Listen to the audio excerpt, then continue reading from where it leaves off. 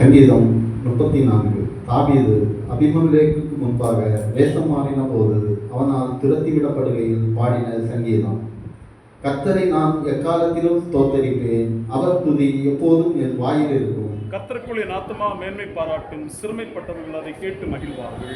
என்னோட கூட கர்த்தரை மகிமைப்படுத்துங்கள், நாம் ஒருமித்து அவர் நாமத்தை உயர்த்துவோமாக.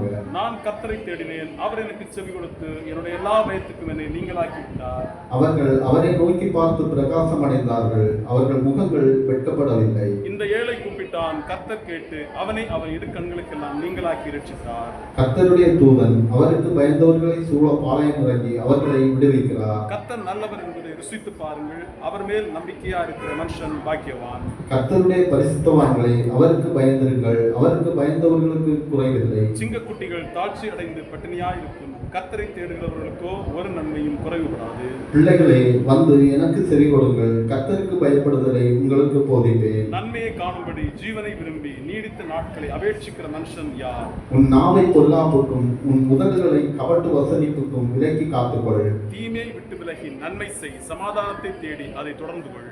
கர்த்தருடைய கண்கள் நீதிமான்கள் மேல் நோக்கமாய் இருக்கிறது, அவருடைய செவிகள் அவர்கள் கூப்பிடுதலுக்கு திறந்திருக்கிறது. தீமை செய்கிறவர்களுடைய பேரை பூமியில் இராமல் அற்று போக பண்ண கர்த்தருடைய முகம் அவர்களுக்கு விரோதமாய் இருக்கிறது.